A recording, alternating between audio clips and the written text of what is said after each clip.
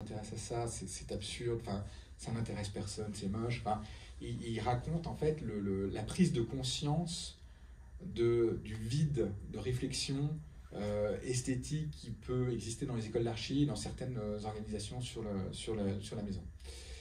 Je voudrais juste faire un petit point historique. Oui, alors il y a une analyse anticapitaliste qui est assez paresseuse sur le rejet de la maison.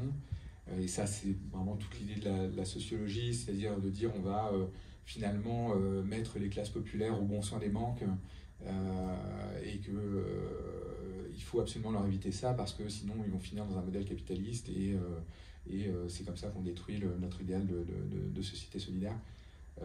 C'est quelque chose qui nous vient évidemment des années 50, mais qui existe encore un petit peu aujourd'hui. Je pense qu'il faut, pour comprendre pourquoi la maison occupe une telle place dans l'imaginaire collectif en France, il faut revenir dans les années 1850. Il y a deux mouvements qui sont très puissants. Il y a l'hygiénisme, c'est-à-dire qu'on comprend qu'en fait l'habitat est une forme influe sur la santé, en fait, tout simplement sur l'état de santé des gens et leur espérance de vie. Et en fait, on commence à voir se développer des documents en disant aérer bien, l'eau potable c'est important, les sanitaires aussi. Et en fait, c'est la base de l'habitat contemporain qui se noue à ce moment-là. Et puis, il y a un autre mouvement qui est moi je le trouve hyper intéressant, qui est le paternalisme industriel. C'est-à-dire que c'est le début de la révolution industrielle. Et bien évidemment, tous les grands capitaux d'industrie ont énormément de difficultés à trouver de la main-d'œuvre et à la fidéliser. Et au début, on la loge dans des casernes absolument abominables où ils ne peuvent pas venir en famille, c'est des dortoirs collectifs, c'est horrible. Et donc, la capacité de production des usines, enfin des manufactures, elle est complètement limitée et cloisonnée par le fait de ne pas réussir à employer la main-d'œuvre. Et en fait, on se dit, pour finalement fidéliser les ouvriers et puis peut-être les calmer un peu, parce qu'à l'époque, les syndicats, les grèves se règlent à coups de baïonnette, assez souvent. On se dit, on va leur donner quelque chose à perdre, on va les fidéliser, on va les attacher. Donc on va leur donner une maison, puisque c'est le modèle de la vertu. On va leur donner une maison dans une organisation collective. Donc le lotissement, c'est les préfigurations du lotissement. Là, je vous ai mis les photos du carré mulhousien, qui est la première expérience française. Et donc c'est de l'habitat individuel, enchâssé, on va dire, dans une structure urbaine, avec un contrôle social très puissant. Et donc il y a aussi, à l'époque, il y a des dispensaires, il y a un restaurant collectif, mais qui est réservé uniquement aux célibataires et aux hommes. Bon, il y a des écoles, il y a des maisons de retraite. En fait, on voit toute la société de l'après-guerre, qui arrivera un siècle plus tard, et tous les grands héritages du CNR, en fait, qui se préfigurent déjà au XIXe siècle dans ces structures-là. Et donc, c'est vraiment il y a toute l'idée de comment est-ce qu'on construit une classe ouvrière sur le logement. Donc on la fidélise, on l'enracine parce qu'elle a un logement, on lui donne quelque chose à perdre parce que ça calmera ses pulsions révolutionnaires. Et puis il y a aussi dans l'idée de la vertu, on lui donne un jardin pour qu'elle puisse cultiver ses légumes. Ça va lui donner finalement l'envie de ne pas aller au bistrot. Il y a toute cette idée que le jardin détourne du bistrot. Alors j'ai jamais vraiment bien compris pourquoi, mais c'était un truc très porté par des mouvements catholiques, chrétiens de gauche. Et donc se dessine petit à petit à ce moment-là l'idée que l'habitat individuel de l'ouvrier, c'est l'habitat idéal de l'ouvrier, c'est l'habitat individuel en maison avec un jardin, en accès à la propriété et dans un enchâssement social qui permet un contrôle social assez fort. Et en plus, on va donner ces maisons-là aux ouvriers les plus méritants. Ça crée un ordre social. Et en fait, c'est comme ça qu'on arrive quand même en partie à bâtir, et les Anglais l'ont fait de manière beaucoup plus violente, parce qu'eux, ils ont choisi des maisons toutes mitoyennes et des rues entières, des corons, mais c'est comme ça qu'on arrive aussi à fidéliser et un petit peu enraciner la main-d'œuvre. Et c'est aussi dans les mines du Nord, c'est pour ça que vous avez des paysages de maisons, c'est parce que c'était le seul moyen de fidéliser et construire une petite classe moyenne, une classe ouvrière. Propriété de droite, location de gauche, je ne vous reviens pas là-dessus. J'ai eu la chance de rencontrer une des dernières Castor. Je ne sais pas si vous connaissez ce mouvement. Donc c'est l'exemple qui vient contredire tout ce que je viens de vous dire, puisque la maison est de droite et l'immeuble est de gauche. Et évidemment, il y a des maisons de gauche. Dans les années 40, en tout cas, il y a eu des mouvements ouvriers. On se retrouve à sortir de la guerre avec un pays qui est dévasté par les bombes, certes, mais aussi, je pense qu'il est très important de le rappeler, parce qu'en 1914, on bloque les loyers. On bloque les loyers en disant c'est la crise, c'est la guerre, c'est terrible, on bloque les loyers le temps que la guerre finisse, dans 3 mois c'est terminé. Bon, évidemment, vous connaissez la suite. La guerre a duré 4 ans, et puis au sortir de la guerre, on dit bah, tout le monde est exempt, donc on ne va quand même pas remettre les loyers. Donc en fait, on se retrouve avec des loyers qui ne valent plus rien, il y a une inflation absolument folle. Donc se loger ne coûte rien. Mais en faisant ça, on a tué la rentabilité financière du logement, qui est un produit financier. C'est-à-dire qu'on a cassé les rentiers, il n'y a plus de rentiers au sortir de la Deuxième Guerre mondiale, mais il n'y a plus de logement. C'est-à-dire qu'on se retrouve avec des logements qui, en 1939, la Deuxième Guerre mondiale arrive, on est hyper en retard par rapport aux autres pays européens qui n'ont pas adopté le blocage des loyers. On n'a pas de toilettes, pas de salle de bain, les cuisines sont archaïques, et donc arrive la guerre par-dessus, et on se retrouve au sortir de la guerre avec un double retard, qui est le retard, qui est 20 ans de retard en fait depuis la guerre de 14, plus évidemment les destructions. Et donc il a fallu reconstruire le pays, mais vraiment au forceps, et donc tout traînait, et donc les Castors sont un mouvement de gauche. C'était des chrétiens de gauche, des cathos de gauche, qui à Bordeaux décident de s'organiser pour construire eux-mêmes leur maison. Et comme ils sont cathos, ils ont besoin d'avoir... ils considèrent que la maison, c'est la meilleure forme, voilà, d'habitat. Mais comme ils sont de gauche et ils sont syndicalistes, ils considèrent que la solidarité et l'entraide pour le construire est fondamentale. Et donc ils décident de construire ensemble, en fait, une partie, si on dit bien l'histoire, ils ne font pas tout eux-mêmes, mais ils font quand même des grandes parties. Pendant 1 an et demi, 2 ans, ils construisent leur maison ensemble. Et ce faisant, ils pensent aussi construire une société idéale, c'est-à-dire que tout le monde part à peu près avec le même âge et le même niveau social. Et au bout de 25 ans, ça devient presque une expérience révolutionnaire à ciel ouvert en temps réel. Et au bout de 25 ans, les enfants ont grandi, et puis les destins sociaux ont changé, tout le monde n'a pas réussi. Et finalement, le collectif qui avait été créé, il y avait quelques structures collectives, tombent en désuétude. Et en fait, on arrive un peu à la conclusion que créer du collectif dans du pavillonnaire, du lotissement, etc., c'est compliqué. On le comprend déjà à l'époque. Je vais peut-être un peu long. C'est-à-dire, vous aviez parlé de 20 minutes, mais on a envie de vous écouter pendant 2 ou 3... 35 Je suis à 35 ? Ouais. Ah ouais, d'accord. Voilà, bon, les castors. Mais c'est tellement passionnant qu'on n'a pas envie de vous arrêter. Non, mais alors j'ai presque fini. Je crois que il me reste 2 minutes. Le public est d'accord avec moi. Non, mais je me reste 2 minutes. Je voulais vous mettre des pubs. J'ai retrouvé des pubs, et je pense que ça peut vraiment vous intéresser. Il faut qu'on arrive à les lire. Mais des publicités pour des maisons des années 20 à aujourd'hui. Et on voit en fait les arguments sur l'hygiénisme, sur la construction de la classe moyenne, sur tout ça. Mais évidemment, elles ne passent pas. Si elles passent ou pas, est-ce qu'il y a moyen de les... Ce sont des pubs vidéo, c'est ça? Ouais, c'est des pubs vidéo. Est-ce que, Chloé, on arrive à lancer les vidéos? Non, j'ai pas l'impression. Bon, bah, c'est pas grave. Mais non, peut-être un dernier truc à vous dire. Dans les années, en 75, Giscard arrive au pouvoir, et donc lui, il a vraiment l'idée qu'il faut construire la classe moyenne, et qu'il faut construire la classe moyenne sur l'habitat.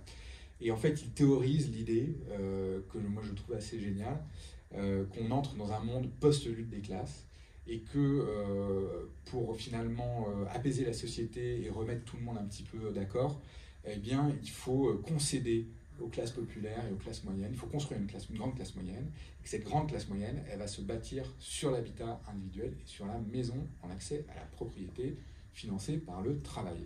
Et donc, il met en place des politiques qui sont plutôt favorables à la maison, et s'il choisit la maison, c'est parce qu'il considère que la classe ouvrière qui a beaucoup donné pour la reconstruction du pays et pour la transformation du pays, et qui a finalement subi la révolution industrielle, comme elle est d'extraction agraire ou agricole, paysanne, elle doit finalement renouer avec ses racines par la maison et par la propriété. Et donc il fait un bouquin qui s'appelle 2 Français sur 3, et en fait c'est là qu'on comprend, et je pense que vous l'avez tous avec vos clients, que faire construire une maison, c'est pas juste avoir un toit sur la tête. c'est accéder à un autre statut social, et qu'en fait, le fait d'être propriétaire vous élève socialement. Et donc, il y a un effet de levier, c'est-à-dire que la maison est à la fois démonstrateur de ce qu'est un statut social, mais aussi un levier du statut social. Et ça, c'est quelque chose d'extrêmement important. Si on ne comprend pas ça, on ne comprend pas pourquoi les gens aussi sont obsédés par la maison. Et juste pour en finir, et je pense que c'est tout l'objet de cette table ronde, aujourd'hui, on a une absence de projet de société, on a une classe moyenne qui ne sait plus vraiment, qui ne se voit plus d'avenir. La propriété est un peu mise en doute, est-ce qu'il faut encore être propriétaire ou pas, les enjeux écologiques aussi. Et en fait, tout ça nous précipite dans une espèce de grand flou et qui rend, j'imagine, vos business très compliqués, mais qui derrière, politiquement, a des effets, et aussi même sur le caractère, sur les humeurs du pays. Et je pense que là, ce qu'on est en train de vivre en ce moment, on verra l'issue dans 15 jours, eh bien, c'est aussi une crise des modes de vie, et c'est une crise du projet de société qu'on est en train de mener, et la maison est une absente de ce projet-là. Voilà. Merci Clément, je crois qu'on peut vous applaudir. Merci Nico, merci d'avoir remis l'église au milieu du village, et on va pouvoir parler un peu plus des villages. Est-ce que parmi nos deux élus, quelqu'un veut réagir? Peut-être Monsieur Bouillon, pour continuer ensuite avec vous. Bon, pour ce travail assez extraordinaire, parce qu'on s'y retrouve en fait. On a l'impression que vous parlez des communes qu'on administre et des territoires qu'on représente. Personne n'échappe aux transitions, ni les chefs d'entreprise, ni les collectivités. Que ce soit la transition numérique, ou à l'impact qu'elle peut avoir aujourd'hui sur l'organisation du travail, avec la digitalisation, ça change fondamentalement pas mal de choses. Sur la transition démographique, et on en parle assez peu, je trouve qu'elle dit deux choses, la transition démographique, qui bouscule aussi un certain nombre de visions qu'on peut avoir même en termes de construction de logements. Elle dit d'abord le vieillissement de la population. Les phénomènes que nous on rencontre dans nos communes aujourd'hui, c'est que des personnes, parfois dans des communes plus petites, autour de villes moyennes ou de petites villes, l'âge aidant, veulent pouvoir quitter leur logement pour le coup pour revenir dans le centre-ville ou le centre-bourg pour y trouver des services, des médecins par exemple. Et donc la notion de parcours logement, elle a aussi, je pense, et c'est pas forcément évoqué, mais je trouve qu'elle a aussi une résonance et une importance aussi dans cet enjeu. La transition démographique, elle dit aussi la dépopulation. Ce qu'on observe aujourd'hui en France, malgré tout. Ici, par exemple, en Normandie, en 2030, il y aura 100 000 jeunes en moins. Moi, je vois des départements qui gagnent beaucoup d'habitants. Vous allez en Ille-et-Vilaine, c'est des 10 000 habitants par an en plus. Mais vous allez dans la Dordogne, dans le Lot, dans la Creuse, dans la Meuse, et même chez nous, en Normandie, on a une dépopulation. Et ça change aussi radicalement les choses. Même en termes d'implantation, de maisons, parce que c'est pas la même chose quand vous perdez de la population en termes d'offres de logement que quand vous en gagnez énormément, et en plus en vitesse accélérée. Et on pense pas, c'est des impensés la transition démographique, c'est-à-dire qu'il n'y a aucune politique publique aujourd'hui qui pense véritablement, je trouve, la question du vieillissement, sérieusement, et notamment sur le logement, et la question de la répartition de la population qui aujourd'hui se fait de façon très hétérogène. Et puis la transition écologique, elle est sous-jacente, et mon collègue aussi en parlera, puisqu'il a aussi cette responsabilité au sein de son territoire. Il y a quand même la question du bâti et la question de les mobilités. Et là aussi, on est les territoires, je parle des territoires périphériques ou ruraux, où il y a le plus d'enjeux en termes de mobilité et sur le bâtiment, parce que quand on regarde les millions de mètres carrés qu'on peut avoir, et sur l'enjeu de la rénovation thermique, c'est là où il y a les vrais leviers. Puis il y a aussi la transition démocratique, pour le coup, vous l'avez dit, cette construction de modèles, et notamment cette classe moyenne. Je le dis, je le répète, dans la strate des 2500 à 25 000 habitants, il y a 26 millions de Français qui vivent là. C'est-à-dire que si on additionne les communes rurales aussi, c'est presque la moitié, même plus la moitié des Français qui vivent dans ces territoires. Et donc, ce mépris de classe, pour reprendre l'expression qui est juste à mon sens, elle a des conséquences aussi, des réactions dont on mesure les effets depuis un certain nombre d'années. Moi, ce qui me fâche parfois dans la façon dont on a en France d'aborder des débats, c'est qu'on se trompe parfois de cible. Si je prends la question de l'énergie, quand on la centralise autour du nucléaire, on se trompe. C'est-à-dire qu'on ignore le reste. C'est-à-dire pour ou contre le nucléaire, en fait, ça fait qu'on n'aborde pas la question de l'énergie, alors qu'on devrait parler de mix énergétique. Je ne suis pas éloigné du sujet. Quand on parle de la question de la décarbonation du transport, on fait haro sur les routes. Il y a des gens pour dire c'est honteux de faire des routes, alors qu'on devrait s'intéresser plutôt de savoir qu'est-ce qu'on met sur les routes.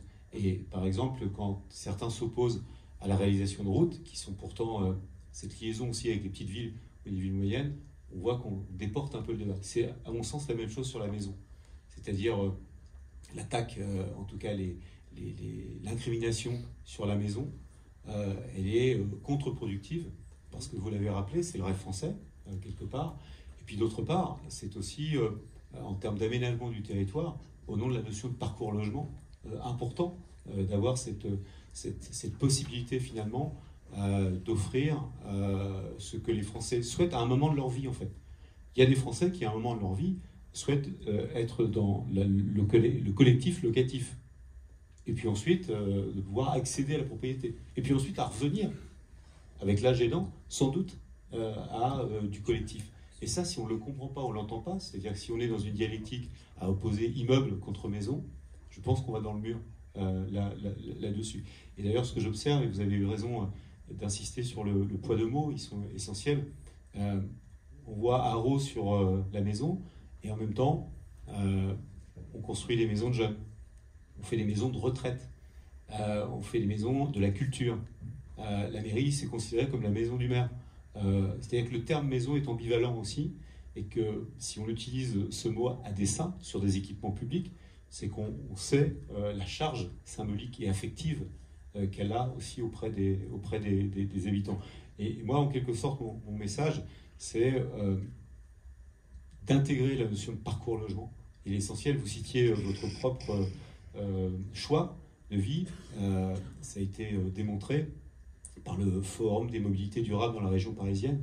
Il y a 8 cadres sur 10 qui, au bout d'un moment, quittent la région Île-de-France. Et de la même façon, il y a une grande partie des habitants qui le font. C'est un choix, parce qu'à un moment ou à un autre, ça ne correspond pas à leur parcours de vie. Et donc, si on raisonne en parcours de vie, c'est là que finalement, on peut considérer qu'il ne s'agit pas d'opposer l'Île-de-France au reste de la France. Il s'agit par contre de permettre à des collectivités, des territoires comme le nôtre, et aussi dans l'histoire, parce que ce que vous signalez aussi en rappelant un certain nombre de moments dans l'histoire, c'est que beaucoup de nos collectivités, beaucoup de nos territoires ont eu le sentiment à un moment ou à un autre de sortir de l'histoire. Parce qu'on a mis l'accent sur les métropoles, sur le modèle du collectif en métropole, sur les services qui étaient regroupés en métropole, en ignorant finalement que dans nos territoires, 70% par exemple des emplois industriels sont dans les villes de moins de 20 000 habitants.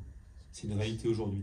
Et quand vous interrogez, sans doute que tu le diras, les territoires aujourd'hui qui vont accueillir de l'activité industrielle demain dans la problématique de la réindustrialisation du pays, la question du logement, elle vient tout de suite.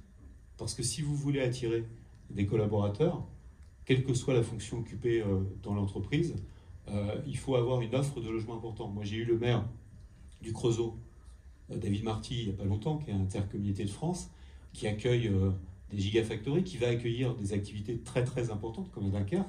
Je peux vous dire qu'aujourd'hui, son seul sujet, sa seule obsession, c'est le logement, et pas que le logement collectif, le logement individuel, parce qu'il dit aussi qu'il doit pouvoir, notamment pour attirer des cadres, des têtes d'œuvre, pas simplement de la main-d'œuvre, mais aussi des têtes d'œuvre, avoir dans sa botte une offre de cette nature. Donc je pense qu'il y a un enjeu en termes de politique publique, et il y a un décalage terrible entre ce que pensent et ce que vivent les maires aujourd'hui et ce qui est pensé au niveau national. Et je terminerai sur un point, parce que vous avez parlé tout à l'heure de mépris de classe. Il se trouve que je suis le maire d'une commune qui a une zone commerciale classique, faite dans les années 70. C'est une des plus grandes de la région Normandie, 222 enseignes, 2500 emplois, etc. On est dans le plan national de transformation des zones commerciales, piloté par la NCT. Je peux vous dire que la presse nationale, elle est tombée dessus en disant « la France moche ». La France moche, cette fameuse couverture de Télérama. Et moi, on me dit « vous êtes le maire de la France moche ». C'est un mépris terrible, à la fois pour ceux qui travaillent dans ces activités, et pour ceux qui y vivent, parce que la réalité aujourd'hui, c'est que cette zone commerciale, qui était sans doute isolée, aujourd'hui, elle épouse des lotissements, des équipements, il y a même un collège au milieu, etc. Et de dire à des gens, en fait, vous vivez dans un environnement moche, et même micro-tendu, en disant, alors c'est terrible de vivre dans ce qui est horrible et moche. Vous voyez, ce mépris est incompréhensible, surtout si on souhaite par ailleurs, au nom de la transition écologique, transformer ces territoires, ce qui est possible, même en optimisation du foncier. Mais je pense que mon collègue évoquera encore mieux que moi tout cela. Oui, vous lui tendez la perche, c'est très bien. Christian Leroy, on a parlé un petit peu de Dunkerque, on va parler du Pas-de-Calais, plutôt précisément. À Dunkerque, on a à la fois ce souci de réindustrialisation, mais on a aussi des contraintes liées au changement climatique. Je voulais avoir votre avis d'élu sur la question.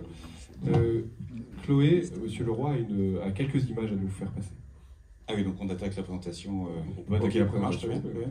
Non, mais pour rebondir sur ce que tu disais, Christophe, la question démographique, elle est effectivement très prégnante. On la rencontre partout. Le département du Pas-de-Calais est un département qu'on qualifie de très rural, mais c'est quand même 1 700 000 habitants. Et si on, si on se met en projection, compte tenu de la baisse démographique, c'est 10 collèges qu'il faudrait fermer dans les années qui viennent. Et c'est quelque part extrêmement difficile d'aller dire aux élus, aux familles concernées, demain on va fermer votre collège parce qu'effectivement il y a une baisse démographique telle que potentiellement il n'y a plus assez d'élèves pour finalement être au sein de ces collèges. Donc il y a un vrai sujet aussi d'adaptation des territoires. Je pense qu'on doit tous s'adapter finalement. C'est vraiment le maître mot, je pense, de cette journée, c'est que les métiers que nous faisons, je suis par ailleurs chef d'entreprise, je sais que ce que je fais aujourd'hui, c'est pas ce que je ferai dans 10 ans. Et je sais que je dois aussi m'adapter. Et que c'est pas facile de s'adapter. C'est vrai que les équipes avec lesquelles on travaille ont du mal aussi à s'adapter. Je crois que c'est vraiment un sujet essentiel sur lequel on doit être extrêmement vigilant, être en capacité de s'adapter pour répondre au nouveau modèle. C'est un peu ce que je vais exprimer après, au nouveau modèle qui se présente devant nous. Et puis finalement, à parfois des injonctions contradictoires. On va aussi parler un petit peu du ZAN, parce que je ne peux pas faire une présentation sans parler du ZAN. Mais c'est quand même votre sujet, c'est notre sujet. Et là, on a vraiment, en tant qu'élu de territoires ruraux, enfin peut-être un peu plus moi, plus rural que toi, Christophe, parce que vous l'avez entendu, mon village fait 500 habitants, la ville-centre qui fait d'ailleurs partie de Petite Ville de Demain, et je remercie et je salue vraiment le travail que mène la NCT là-dessus, fait un peu moins de 4000 habitants. Donc on a vraiment un sujet de ruralité très prégnant, mais moi je considère qu'il y a un avenir à la ruralité. Et effectivement, si on écoute nos élites, demain c'est pas uniquement une désertification médicale qu'on va avoir dans nos ruralités, c'est une désertification tout court. Donc notre combat en tant qu'élus ruraux, c'est vraiment de certes s'adapter, mais exprimer aussi les attentes de nos habitants, exprimer les attentes de nos territoires ruraux. On a un avenir, je suis convaincu qu'on a un avenir avec des territoires ruraux qui sont dynamiques, pas ceux non plus d'il y a 20 ou 30 ans, avec une vraie dynamique de territoire. Et c'est ce que je vais essayer un petit peu exprimer, je ne sais pas où il a zappé. Moi la question je l'ai posée un petit peu différemment, je n'ai pas tout de suite pris le pourquoi, je me suis dit, est-ce que l'avenir est aussi à la maison individuelle? Le gros bouton vert, ok. Et je me suis dit que la réponse était plutôt oui. Je pense que si on pose la question aux habitants qui habitent cette magnifique ville, est-ce qu'ils sont intéressés par la maison individuelle, ils vous répondront à 99,9% sans doute oui. Mais aussi un peu non. Parce que ça, c'est vraiment le schéma de ce que finalement, même moi en tant qu'élu, même si j'ai envie d'aménagement territoire, c'est le schéma de ce que j'ai plus envie de voir. Donc c'est en quelque sorte... comment ? On en voit encore aujourd'hui. On en voit encore aujourd'hui. Et c'est vrai qu'il y a une opposition, que c'est l'image du constructeur, du pavillonneur, ça pâtir de ce genre d'image. C'est ça. C'est vraiment l'image où là, on voit que la confrontation entre le pavillon et la nature et la culture. C'est sans doute de là que vient finalement cette problématique du ZAN. C'est pour ça que sans doute le ZAN a été développé. C'est pour éviter ce genre de situation. Pour moi, on est plutôt sur un oui mais. Un oui mais, la construction individuelle a un avenir, oui mais. Il y a des choses à intégrer. Sans doute la première chose à intégrer, ce sont les premières choses à intégrer sont les évolutions sociétales. Et pour vous exprimer les évolutions sociétales, je me suis appuyé sur quelques slides de quelqu'un que sans doute Christophe connaît bien, qui est David Lestou, qui a été quelqu'un qui fait de la prospective sur l'avenir des centres-villes, qui a rédigé un rapport national sur l'avenir des centres-villes. Et David, avec qui je travaille d'ailleurs au niveau de mon interco pour voir un peu comment va évoluer le commerce de demain au travers en particulier le centre-bourg, mais pas que, y compris nos communes rurales, parce qu'on a aussi des commerces et des activités en communes rurales, parfois très rurales. Écueil, par exemple, je fais un peu de pub, si un jour vous passez par Écueil, vous avez une magnifique boulangerie que sans doute François connaît, cuite au feu de bois, avec du pain cuit au feu de bois, avec un bistrot, avec un peu de journaux, avec un peu de produits de première nécessité, etc. Et c'est le vrai lieu de vie du village. Et pour moi, c'est vraiment un élément d'attractivité du village. C'est à tel point qu'on a acheté ce commerce parce qu'il était en fragilité et on l'a rénové grâce aux subventions diverses, variées, État, région, département, communes. Et ça nous a permis effectivement de créer une vraie dynamique dans ce village. Et ça nous permet d'avoir encore une centralité et une vraie qualité de vie. Il y a des gens qui vont dans ce bistrot. En plus, on a rénové dans l'esprit des estaminets. Vous savez, on a beaucoup d'estaminets chez nous dans le Nord et le Pas-de-Calais. Donc c'est un vrai lieu de vie du village. C'est la maison commune en fait. C'est un peu la maison commune. Pour reprendre maison encore en positif. Et on a ajouté à ça une médiathèque reconstruite dans une ancienne ferme. Et là aussi, c'est un peu finalement le lieu culturel du village. On fait plein de choses, on fait plein d'animations, etc. On a allié l'ancien et le contemporain. Sur le plan esthétique, c'est assez sympa. Et c'est un vrai lieu de vie aussi de la commune. Je me suis un petit peu éloigné. C'était la page de pub pour Écueil. Vous aurez bientôt la page de pub pour la communauté de communes du Pays de l'Arve. Mais en attendant, ce qu'a exprimé David Lestou, c'est vraiment un changement de société. Et ces enseignes que vous voyez là, pour la plupart, elles sont disparues ou elles sont en train de disparaître. Ce sont les fleurons des années 90, que ce soit Casino qui est vendu, Burton qui est en redressement judiciaire, Camailleux, je viens de lire que Camailleux venait d'être repris, mais Camailleux qui était en difficulté, Caddy, la société Caddy, qui était quand même le fleuron aussi des années 90, qui est en liquidation judiciaire également. Bref, tous ces fleurons, tous ces leaders des années 90 aujourd'hui sont en berne. Et c'est le reflet en fait d'une situation, une partie qui a disparu, mais peu importe. On est en train de passer d'une société en losange, avec une classe moyenne qui est assez présente, à une société en sablier, avec une classe premium et puis une classe qui se paupérise, sans doute liée aussi au sujet d'inflation et sans doute pour la ruralité liée au sujet de mobilité. Puisque quand on habite la ruralité, il faut avoir une voire deux voitures. On sait qu'une voiture coûte à peu près 6 000 € par an en moyenne, et que le salaire médian aujourd'hui dans nos territoires est de l'ordre de 2 000 € net. Donc ça a forcément un impact, effectivement, le coût du carburant, le coût, etc., a forcément un impact sur notre société, et on voit qu'on passe finalement à une contraction de la classe moyenne. Et c'est sans doute aussi ce que vous vivez, je pense, dans vos métiers. C'est-à-dire qu'on voit qu'il y a une demande en premium qui est assez élevée, assez exigeante, avec un niveau de qualité aussi élevé.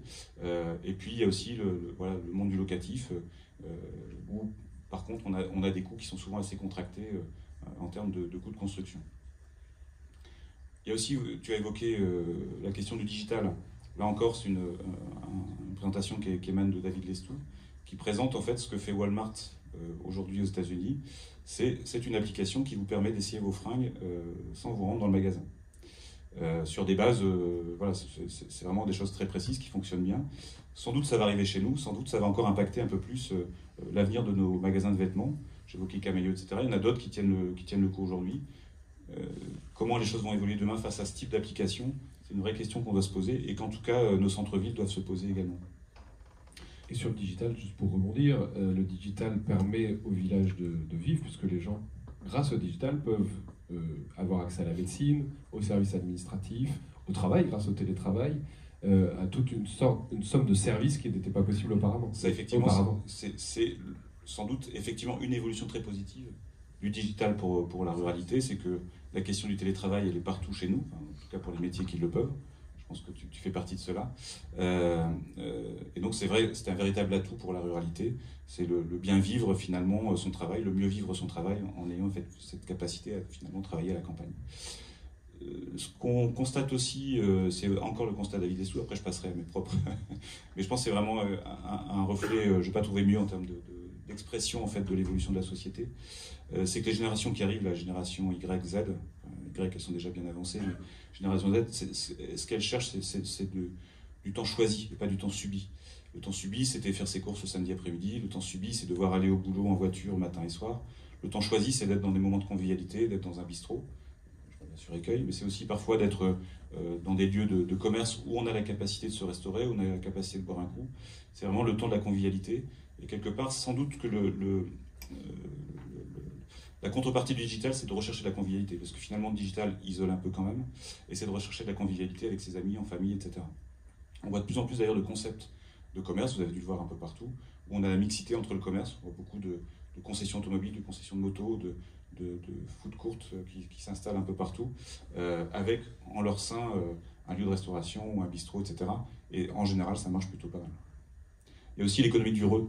Et ça, je pense que dans vos métiers, c'est quelque chose aussi qu'il faut intégrer. J'ai vu que là, dans les produits qui étaient exposés, il y a déjà cette notion de recyclage, évidemment, qui était évoquée. La REP, si on fait le lien avec la REP, c'est l'esprit aussi, finalement, de recycler les matériaux, de réemployer les matériaux. Ça, c'est aujourd'hui, de toute façon, une attente de notre population. C'est quelque chose qu'on n'imaginait pas, il y a encore quelques années, que d'avoir un Emmaüs en centre-ville ou d'avoir une application Vinted qui permet de réemployer, finalement, des fringues. Ça apparaît depuis quelques années, on n'aurait jamais imaginé ça, je pense, dans les années 90. Et je pense que ça impacte aussi l'attractivité de vos projets, de vos constructions.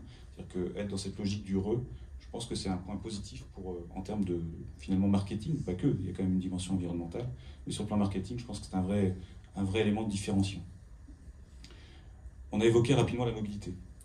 Je pense que c'est un vrai sujet aussi que vous devez intégrer dans vos lieux d'implantation, de projets, etc. Cette question de la mobilité, elle est très prégnante pour nos habitants. Pas uniquement pour nos habitants, mais également pour les générations qui arrivent. On évoque souvent que les jeunes se désintéressent de la voiture. Les jeunes en question sont vos futurs clients. Et donc ça pose vraiment la question de où va-t-on construire nos maisons individuelles. En fait, ils ne se désintéressent pas tant que ça du permis de construire. Les études montrent qu'il y a un intérêt quand même, peu du permis de construire, du permis de conduire, pardon. C'est marrant, je fais souvent la même erreur. Oui, c'est ça. Pourtant, je ne me suis pas couché très tard hier soir, contrairement à certains dans l'Assemblée.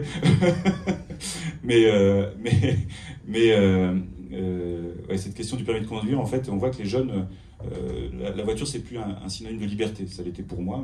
À 18 ans et un jour, j'avais mon permis de conduire. Dès que j'ai pu, j'ai une voiture. La génération qui arrive, cette génération qui fera partie de vos clients demain, n'est plus du tout, considère plus du tout la voiture comme un objet social, mais vraiment comme un outil. Et donc, il faut avoir ça en tête également, que cet outil il coûte cher. Comme je l'évoquais tout à l'heure, c'est 6 000 € par an en moyenne, une voiture. Hein. Et que finalement, ces jeunes qui arrivent sur le marché de l'emploi, et donc sans doute à terme sur le marché de l'acquisition de leur premier logement, s'inscrivent plus dans une question de mobilité, dans un mix mobilité. On évoque souvent le mix énergétique, moi je évoque souvent le mix mobilité, c'est-à-dire le multi-usage finalement. S'il y a un bus, j'utiliserai plutôt le bus que ma voiture. S'il y a un vélo, j'utiliserai plutôt le vélo que ma voiture. Et c'est vraiment ça qu'il faut avoir en tête. Et ça pose la question effectivement de nos ruralités qui se trouvent à souvent 15-20 km du centre-bourg, pour les plus éloignés. En tout cas, pour le Pays de l'Indre, c'est à peu près ça. C'est la commune la plus éloignée du centre-bourg est à peu près 15 km. Et du coup, depuis 2014, date à laquelle j'ai été élu pour la première fois sur cette interco, on se pose vraiment la question de la mobilité. Et on a essayé d'apporter des réponses. Ça, c'est le moment pub, hein, Pays de l'Indre. Mais c'est un cas très concret, en fait, et qui a été repris aussi un peu comme un exemple par le CEREMA au niveau national. C'est que se déplacer en Pays de l'Indre, c'est devenu plus facile pour celles et ceux qui en ont envie. Alors, c'est vrai que pour les gens qui habitent aujourd'hui le territoire, ça paraît parfois un peu étonnant que de déployer autant de solutions de mobilité sur le territoire. Je vais revenir en vous les décrivant rapidement. Les gens qui habitent aujourd'hui le territoire, les gens d'un certain âge, ceux qui ont mon âge par exemple, considèrent que finalement ce qu'on est en train de faire là, moi, je préfère prendre ma bagnole et aller au boulot en bagnole. Sauf que si demain on veut que nos territoires restent attractifs, si on veut que nos villages continuent d'être attractifs, il faut qu'on offre une solution alternative pour ces jeunes que j'évoquais, génération Y, Z, qui ont finalement une volonté de se déplacer autrement. Donc ce qu'on a proposé sur le territoire, c'est de l'autopartage. On a des stations d'autopartage sur l'ensemble de nos communes. On a proposé du vélo-partage également. On a proposé également du transport solidaire, c'est-à-dire que les gens qui sont en situation d'isolement, un jeune qui cherche un boulot, qui n'a pas encore de voiture, on est en capacité de le transporter, alors, avec un système assez simple qui ne coûte pas très cher, c'est-à-dire qu'on a une association locale qu'on finance avec des bénévoles qui vont finalement, souvent des jeunes retraités pour le coup, qui vont aller prendre une personne pour l'emmener du point A vers le point B, chez le médecin pour les personnes âgées isolées, au niveau de son entreprise pour les jeunes qui commencent à avoir un boulot, ou également au niveau de la Maison France Service. On parlait de la présence des services dans nos territoires. Maison France Service qui est un vrai outil maintenant d'aménagement du territoire et qui a pris vraiment son essor depuis quelques années. Les gens ont compris ce qu'était les Maisons France Service et qui finalement substitue un petit peu aux services de proximité qu'on avait à une époque. Et bien sûr, la mobilité douce avec les pistes cyclables. Donc on a mis en place en fait à peu près 60 km de pistes cyclables sur ce territoire. Ça nous coûte un peu de sous, on est bien aidé. sinon on n'aurait pas pu le faire très clairement. Et c'est là où parfois certains habitants me disent mais vous êtes tarés en fait de mettre des pistes cyclables en zone rurale. Moi je dis que non, je dis qu'on travaille pour l'avenir, on travaille sans doute pour les jeunes qui arrivent sur le territoire et qui, dès lors qu'on veut leur donner envie d'habiter nos territoires, si on leur offre cette possibilité de mobilité alternative, peut-être auront envie d'habiter le territoire. Avec un vélo assistance électrique, aujourd'hui, les 10 km, on peut les franchir sans trop de difficultés matin et soir. On a par chance sur notre bourg des activités qui sont assez dynamiques, des activités industrielles également. On a aussi le transport collectif qui part de ce centre-bourg pour aller vers la ville la plus proche, qui en l'occurrence est Saint-Omer. Donc on a un vrai sujet, la mobilité. Moi je considère qu'aujourd'hui, au travers de cette offre, on est un territoire qui demeure attractif et qui répond vraiment à cette question de mobilité. Je dis souvent que quelqu'un qui veut se déplacer autrement qu'avec sa voiture en Pays de l'Indre a la capacité de le faire. Tout ça est important par rapport au projet de développement urbain et d'aménagement et donc de construction que vous pouvez imaginer derrière. L'autre aspect, c'est celui des évolutions réglementaires. C'est le moment ZAN.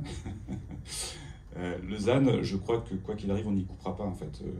Quelles que soient les évolutions prochaines, même si on peut admettre qu'il puisse y avoir quelques évolutions à la marge, je crois que le ZAN, c'est quelque chose le ton est donné. Je pense par contre que là, on a un travail à faire, on le mène déjà à nos échelons, c'est de faire en sorte que ce ZAN, il soit non pas donné de façon totalement verticale, c'est-à-dire qu'on décide au niveau de l'État et on vient décliner ça de façon très réglementaire sur les territoires. Je pense qu'il faut vraiment qu'on arrive à du cousu humain, parce que tous les territoires ne sont pas égaux devant les friches industrielles, devant les friches agricoles. Les friches agricoles, c'est un sujet aussi.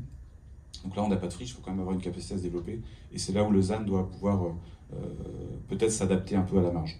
En tout cas, ce qui est sûr, c'est que, vous voyez, sur ce grand triangle qui est la capacité à construire un territoire, la majorité du triangle s'inscrit dans le reconstruire sur la ville. On évoquait tout à l'heure rapidement Dunkerque. Je ne pas trop de temps non plus. Allez-y. Ouais. Dunkerque, le projet de Dunkerque, c'est reconstruire la ville sur elle-même. Il faut à peu près 12 à 13 000 logements sur le Dunkerquois, en gros, pour répondre en tout cas aux attentes de développement économique dunkerquois. Il y en a à peu près 8 à 9 000 qui sont prévus sur Dunkerque. C'est reconstruire la ville sur elle-même. C'est reconstruire du logement dans les centres commerciaux, c'est reconstruire du logement dans des parcs, etc. C'est vraiment densifier la ville. On considère, les territoires périphériques considèrent qu'on a aussi un rôle à jouer. Du reste, c'est pas forcément l'élu qui va décider de où habiteront les salariés futurs de ces entreprises. On constate aujourd'hui que sur 100% des salariés des entreprises dunkerquoises, il y en a à peu près 40% qui logent à l'extérieur, et qui logent plutôt dans du pavillonnaire, plutôt dans du logement individuel. Donc il y aura de toute façon une demande, et cette demande, il faut qu'on soit prêt à y répondre. Le bout du triangle, c'est celui qui permet encore de construire, d'aménager, d'artificialiser, mais avec, vous voyez, quand même une volonté de réduire, c'est-à-dire que c'est vraiment réduire l'impact. Donc c'est là où je dis qu'il faut qu'on s'adapte à ces évolutions. Elles ne sont pas que réglementaires, elles sont aussi sociétales, et il faut vraiment qu'on s'adapte à ces évolutions et qu'on réfléchisse autrement, finalement, la maison de demain. Alors, un petit point positif quand même, c'est vrai que forcément, quand on est intercommunalité, on a souvent maintenant un plan local d'urbanisme intercommunal, on a un plan climat, air, énergie territoriale. Ce sont deux documents qui sont vraiment des guides. On a aussi un PPRI, je vais y revenir. Mais pour être quand même positif et mettre un message positif, c'est que vous voyez sur le PLUI du Pays de l'Indre, qui a été approuvé en 2019, on a la capacité à construire 2390 logements. C'est quand même beaucoup. Mais le PLUI le permet et il est en ligne avec le ZAN. C'est-à-dire qu'on avait déjà été un peu précurseur en consommant beaucoup moins d'espace sur notre PLUI. Et donc on sait que sur le PLUI du Pays de l'Indre, on a quand même la capacité à construire 2390 logements. Depuis 2019, il y en a déjà 800 qui ont été réalisés. Donc vous voyez que ça donne quand même du potentiel pour la construction individuelle, mais sans doute faut-il qu'elle soit un peu différente de ce qu'on a vécu, de la première image que j'ai évoquée. Est-ce qu'on peut faire une pause tout de suite, oui, et justement passer, construire différemment aux études de Gérard, et revenir ensuite, Chloé, garder sur le changement climatique qui concerne tout le monde. Oui. Merci.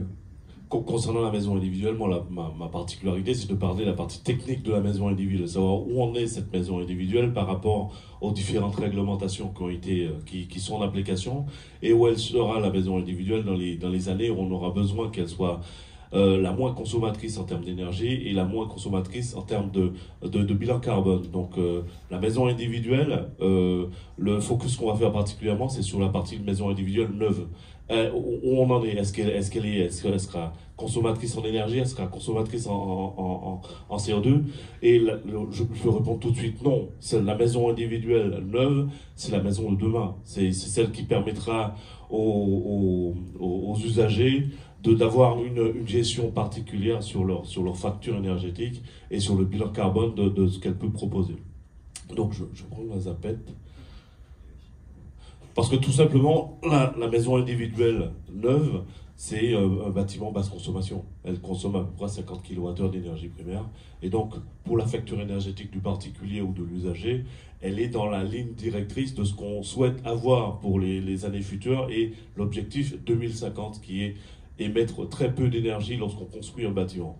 Donc, au niveau de la maison individuelle, là, c'est la présentation de TC. Donc, juste un point particulier, c'est on parle de maison neuve tout de suite, mais sachez aussi que TC, c'est la partie rénovation au travers de mon accompagnateur Rénov, puisque c'est un dispositif qui permettra aussi d'accompagner l'usager et le particulier qui habite une maison ancienne d'obtenir des objectifs qui sont quand même ambitieux en termes de réduction des consommations d'énergie.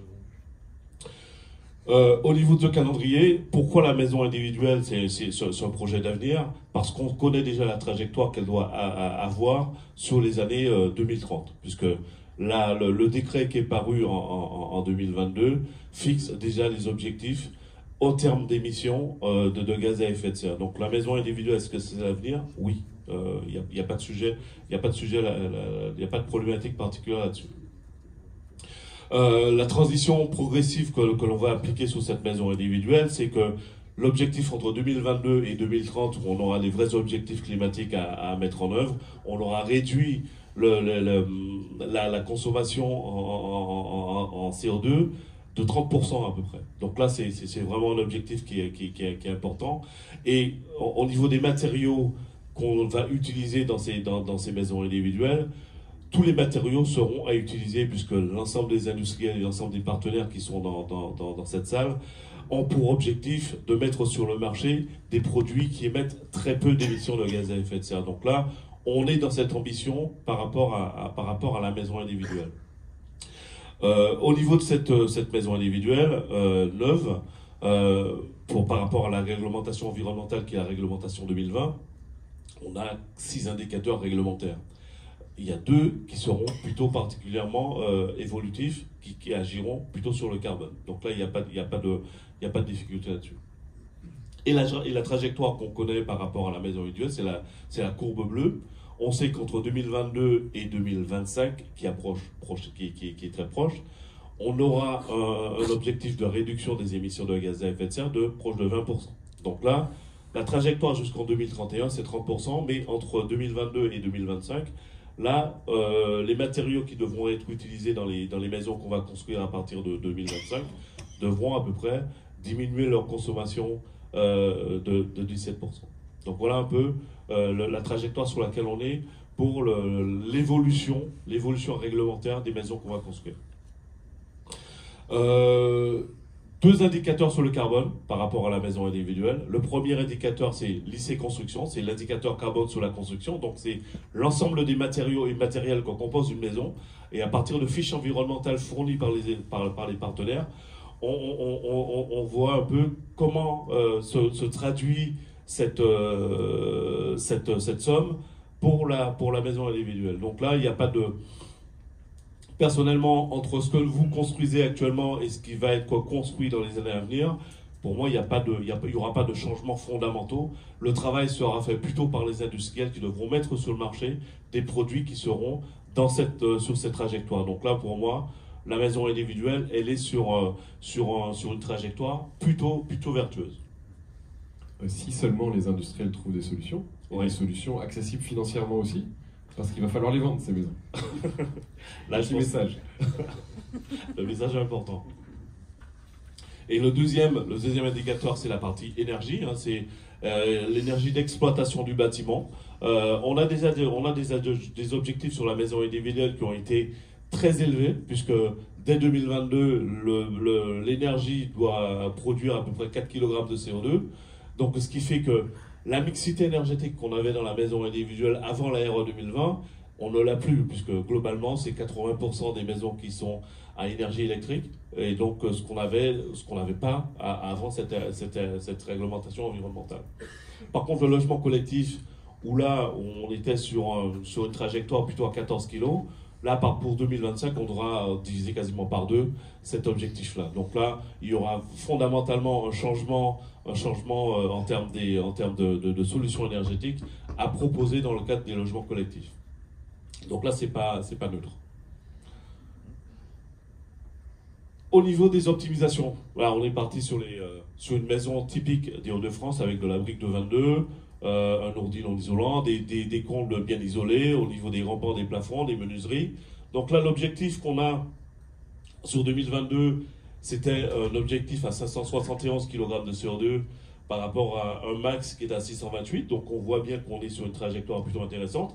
Lorsqu'on projette cette maison en 2025, donc là, on n'est pas conforme. Donc on est amené à faire évoluer les matériaux et matériels que compose la maison pour atteindre les objectifs en 2025 et en 2028.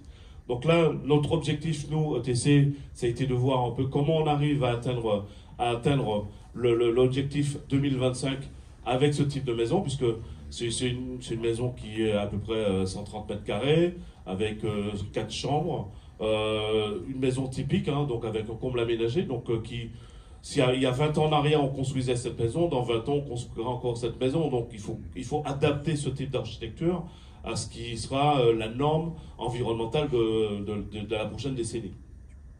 Donc ce qu'on a fait globalement pour atteindre cet objectif, c'est qu'on a fait évoluer des fiches environnementales. Ça va être la problématique particulière. C'est est-ce que les fabricants, les industriels vont mettre sur le marché des produits qui auront très peu d'émissions de gaz à effet de serre. Donc là, on a changé quelques éléments de cette maison. Hein. Donc la brique de 22 qui était en fiche collective, en fiche environnementale collective, va passer en fiche individuelle, puisque pour le Nord, il y a la briqueterie du Nord qui propose cette brique de 22 et qui a amélioré la fabrication en mettant certainement du recyclage, en mettant un peu plus d'énergie renouvelable pour fabriquer ce produit. Le doublage, on l'a mis en fiche individuelle, fiche environnementale individuelle. La couverture qui était en fiche par défaut, on l'a fait passer en fiche individuelle. Les gouttières, les volets roulants, les portes d'entrée. Donc on a tout un travail de référencement au travers des industriels à faire pour la maison individuelle, pour mettre en place et pour favoriser des matériaux qui sont très peu émissifs en termes de CO2. Donc en 2025, le palier, c'est les doigts dans le nez, puisqu'on a un travail administratif à faire. En fait. Oui, on a un travail de référencement. De référencement administratif. Un travail de référencement. De collecte de fiches individuelles. Exactement. Donc là, la maison individuelle s'adapte déjà aux objectifs des règles qui sont fixées au niveau des décrets. Donc là, il n'y a pas de difficulté particulière. Là, on a fait la même chose pour la Normandie, mais on est à peu près sur les mêmes objectifs. On sait que la Normandie n'utilise pas de briques de 22, mais plutôt de l'agglo ou de la brique isolante. Donc on a un peu moins d'efforts à faire en Normandie que dans le nord de la France, mais on est sur à peu près les mêmes trajectoires. Pareil, on change quelques éléments techniques de la maison en matière de fiches environnementales, et là, on atteint les objectifs. Ce qu'il faut mettre en évidence dans ce graphe, c'est la partie réseau électrique, où comme au niveau de la RE 2020, on est sur des éléments forfaitaires qui représentent à peu près 98 kg, c'est là où les efforts devront porter pour limiter encore les coûts financiers sur la partie maison individuelle. Donc il va falloir qu'on sache ce qu'il y a dans nos pieuvres électriques. Absolument. Et ça, absolument. On a des intégrateurs qui sont là avec nous, qui sont en train de travailler sur le sujet, qui, je pense, proposeront des kits électriques qui seront en adéquation avec ce qui nous est demandé par rapport à la 2025. Donc voilà un peu ce que je voulais vous présenter sur les évolutions réglementaires et savoir si la maison individuelle telle qu'elle est proposée actuellement, est-ce qu'elle est évolutive? Oui, c'est un bâtiment qui est déjà très basse consommation et qui sera aussi très basse émission de CO2. Bien, c'est rassurant tout ça? Oui, bon, voilà. Il n'y a pas de raison. Donc l'avenir proche est toujours à la maison individuelle. Oui. En matière technique, oui. Il n'y a pas de frein au niveau des réglementations thermiques. Il n'y a pas de frein. Bonne nouvelle. Sur les autres évolutions réglementaires, objectifs 2028-2031, donc là on a le temps de travailler et les industriels mettront sur le marché des produits qui seront encore plus performants. Mais on aura de quoi travailler, de quoi faire de belles propositions sur ces sujets-là. Et la maison autonome, la maison La maison résiliente. résiliente, pardon. Là, je pense que, Edouard, il va falloir que tu viennes nous la présenter. Merci Clément qui doit prendre un train. Vous pouvez applaudir Clément, vous pouvez applaudir Gérard. Merci Clément, à bientôt j'espère. Donc Edouard, c'est un alternant qui est là chez ETC depuis 3 ans, un alternant en école d'ingénieur. Donc là, sa dernière année devait porter sur un projet de maison, entre guillemets, résiliente, puisque comme nous, on travaille dans le domaine de la maison individuelle, et lui, il s'est proposé pour travailler, pouvoir faire des propositions. Comme il a 23 ans, on lui a demandé, mais qu'est-ce que tu veux, de quoi tu veux vivre? Et donc, la question lui a été posée, je pense qu'il a réussi à y répondre. Donc là, on va te laisser la main, Edouard. Merci Gérard, bonjour tout le monde m'entend, c'est bon? Donc voilà, je me présente, je suis Edouard Le Pesqueur, donc apprenti ingénieur au sein du bureau d'études ETC que Gérard vous a présenté, vous a très bien présenté précédemment. Et donc j'interviens aujourd'hui dans le cadre de ce débat sur l'avenir de la maison individuelle en vous parlant du projet que je mène en parallèle de mes études, donc en lien surtout avec mes études d'ingénieur, à savoir la conception bioclimatique de la maison résiliente. Voilà, donc rapide sommaire pour vous expliquer le déroulement de cette présentation. Donc, tout d'abord, une petite remise en contexte, voilà pourquoi nous avons eu l'idée de partir sur ce sujet-là. Ensuite, je vais parler des différents aspects de cette maison, à savoir la partie technique, partie architecturale, modulable, énergétique, et je vais finir par conclure cette présentation. Voilà, donc dans un premier temps, nous sommes partis sur une base de qu'est-ce que la résilience. Donc la résilience, définition, c'est la capacité à pouvoir absorber les chocs. Donc dans le monde de l'habitation et notamment de l'habitat individuel, ce serait créer la maison pouvant résister le plus possible aux situations critiques, notamment dans notre pays. Nous, notre activité chez ETC, comme l'a expliqué Gérard, c'est rendre conformes les nouvelles constructions aux réglementations environnementales en vigueur, donc la RE 2020 actuellement avec les différents seuils. Et nous, notre idée de maison, ce serait qu'elle soit capable de subvenir aux besoins de ses habitants, tout en ne compromettant pas le confort de vie et le mode de vie. Voilà, donc nous, le premier abord que nous avons abordé, pour dire, c'est la partie technique. Nous, le premier objectif, c'était de pouvoir à la fois rassembler toutes les innovations techniques possibles, qu'elles soient déjà existantes ou justement qu'elles ne soient pas encore existantes ou en études ou possiblement sur le marché dans très peu de temps. Donc, en partant de base de pouvoir regrouper toutes les sources d'énergie possibles et de pouvoir les préserver, donc j'ai listé, on va dire, 8 options, 8 innovations techniques possibles, donc notamment la cuve enterrée, le puits canadien, la chambre froide enterrée, la pompe à chaleur thermoacoustique qui est une technologie qui n'est pas encore existante mais qui sera vouée à l'être, la modularité notamment en changeant la destination des espaces de vie, le potager, les panneaux photovoltaïques ainsi qu'un espace vitré permettant un apport solaire maximal notamment en période hivernale. Il faut savoir que nous, l'objectif, c'est d'être à la fois résilient dans tous les sens du terme, c'est-à-dire sur l'eau, sur l'électricité, donc pour le chauffage et le rafraîchissement, mais aussi sur l'alimentation, notamment avec la conservation des aliments et la culture des aliments pour les faire pousser, qui fait partie effectivement au global de consommation d'énergie. La partie architecturale de cette maison, nous avons décidé de partir sur une base où nous voulions séparer cette maison en 2 espaces de vie qui, eux, pourront être utilisés à la fois d'un côté en été et de l'autre en hiver.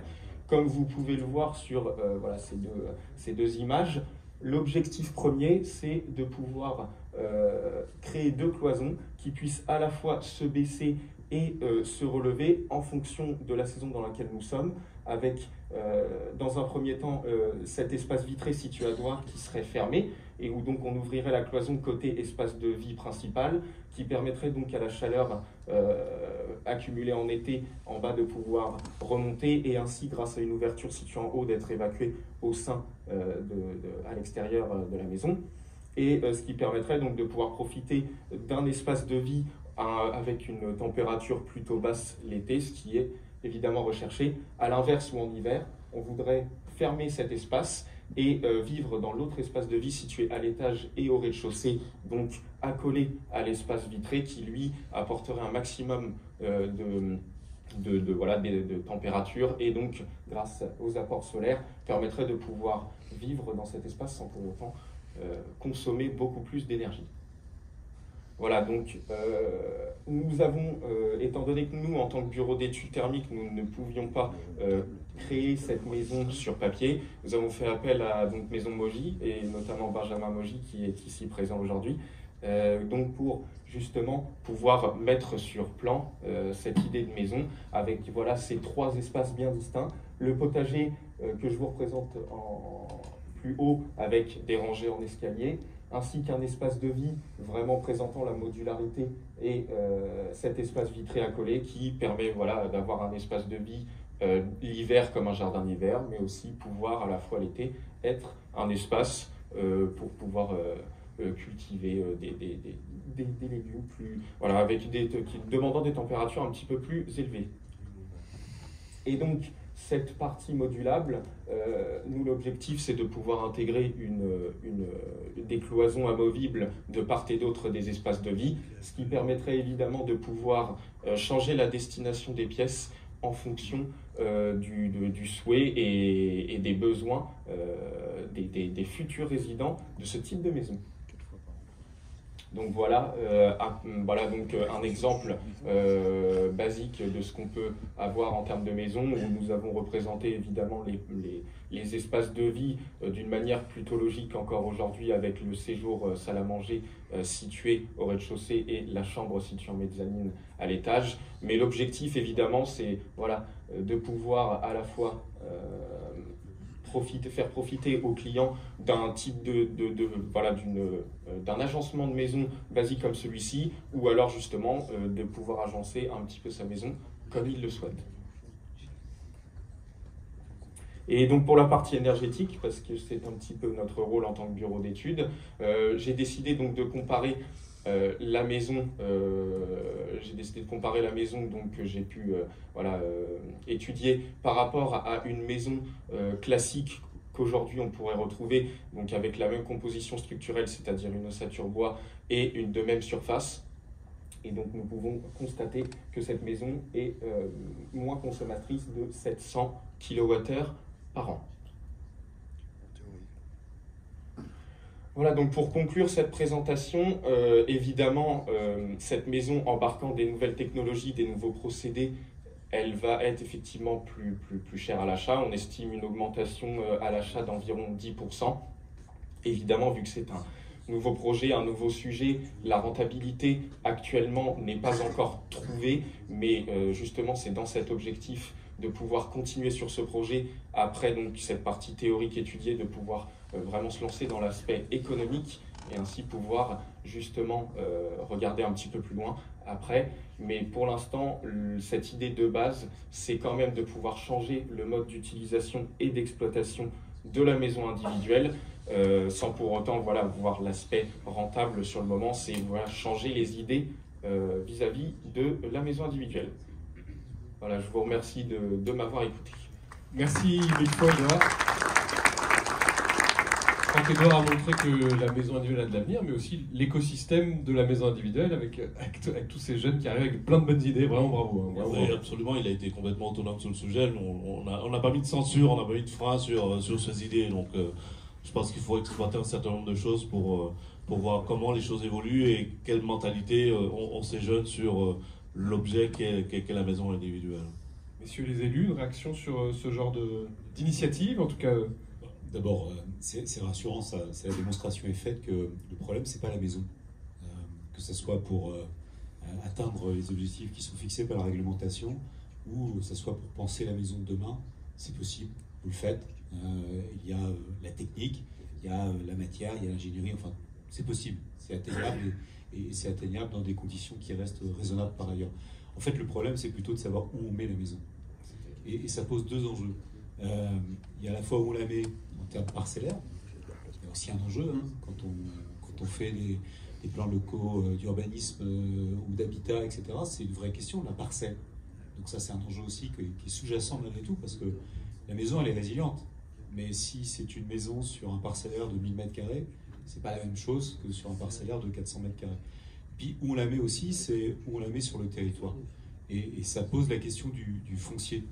Et moi, je dis avec force, dans l'idée de se dire cherche foncier désespérément. Cité tout à l'heure les friches. Si je considère les friches industrielles, il y en a 400 000 en France. 400 000. Et la plupart de ces friches sont dans les petites villes ou les villes moyennes. Parce que c'est là où était historiquement l'industrie. Simplement, ça coûte cher. Parce qu'il y a de la dépollution, parce que souvent il y a le plan de prévention de risque inondation, parce qu'elles étaient bâties à proximité des cours d'eau, parce qu'on servait de la force motrice. Donc si on n'est pas aidé, s'il n'y a pas des fonds de minoration foncière, s'il n'y a pas des fonds friches, etc., on n'y arrivera pas. Parce que là-dessus, on peut faire de la maison individuelle. Il ne s'agit pas de refaire du collectif, même si on est en ville. Il y a des exemples prometteurs aussi là-dessus. Il y a les friches commerciales. Il y a 1200 zones commerciales en France, qui correspondent aux 1200 bassins de vie. Il y a 20% de vacances aujourd'hui, et David Lestoux, que tu as cité tout à l'heure, montre qu'il y a plus de mètres carrés commerciaux en France que de besoins. Il y a une courbe très illustrative que tu as vue. La pente de construction de mètres carrés, elle est comme ça, très raide. La pente de la population et du pouvoir d'achat, elle est beaucoup moins forte, elle est quasiment plate. C'est-à-dire que les futures friches, ce sont les friches commerciales. D'où l'intérêt, dès maintenant, de s'intéresser à ce qui se passe dans les friches, enfin dans les zones commerciales, pour y introduire du logement. Et c'est là qu'on peut y avoir aussi de l'habitat et de la maison individuelle de qualité. D'ailleurs, c'est quand même le paradoxe. C'était tout à l'heure sur la photo. Et c'est ce qu'on vit. Il y a beaucoup de constructeurs de maisons qui ont des maisons prototypes ou des maisons de démonstration dans les zones commerciales. Parce qu'il y a du flux, parce que c'est intéressant, c'est une vitrine. Demain, faisons en sorte qu'on ait des vraies maisons quasiment dans ces zones commerciales. Et puis, il y a aussi, je terminerai là-dessus, sur où on met les maisons, la question des verrues. Il y a une recherche de foncier aujourd'hui dans les centres-villes ou dans les centres-bourgs, parce qu'il y a plein d'espaces qui sont inoccupés, qu'on appelle des verrues.